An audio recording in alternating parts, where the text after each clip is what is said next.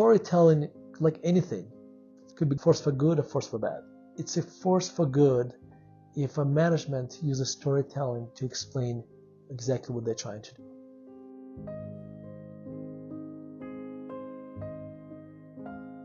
Storytelling is everything. Like Apple just announced their VR, and as I was watching it, I realized Apple is probably one of the best storytelling companies in the world, better than Disney, because for every single processor, they have a name for it. For every single part of the computer, they have a name for it. Suddenly you start thinking, oh, must be better because it has a name to it. It has a name associated with that.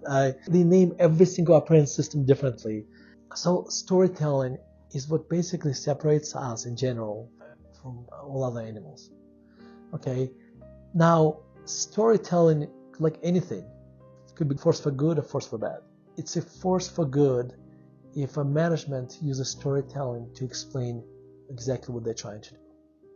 Okay, if they get the right shareholders on board, then that will allow them to make decisions that may be painful in the short term, but will pay off in the long run. Okay, I mean, if you think about almost any aerospace company, it takes 10, 15 years from the point you start thinking of a plane or an engine until that plane will see, or an engine will see the light of day. Okay, that's a long investment cycle. That's a lot of cash flows that go out the door without the reward. The management that can bring the right shareholders through storytelling, through explaining how this works, will be a lot more successful than management that can communicate to shareholders. So obviously, the same thing applies to communicating to customers the way Apple does. Of course, storytelling without foundation of truth is just simply lying. You need to have a foundation of truth, behind the story. But I find that, and me as a writer, I'm both investor as a writer. Storytelling is incredibly important for our investment business, because this is one of my favorite stories.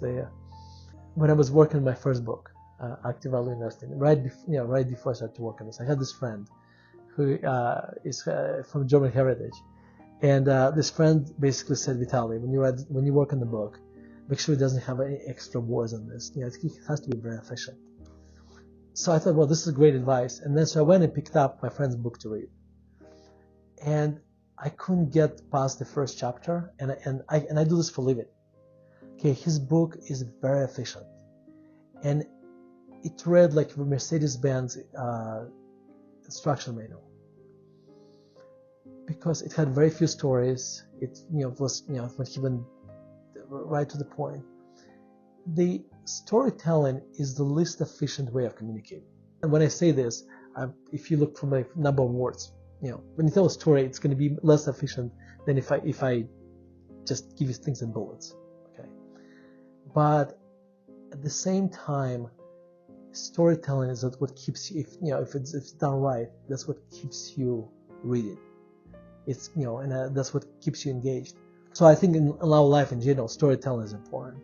When you run a company, storytelling is important as well, because you have thousands of people. When you run a large company, you have thousands of people come to work every day. If they're just driven just to collect the paycheck, then you're just a commodity. In other words, if somebody else gives them a little bit more money, they'll just go to work for the competitor. If they work towards something greater, competition is not going to be able to seduce them just by giving them a little more money.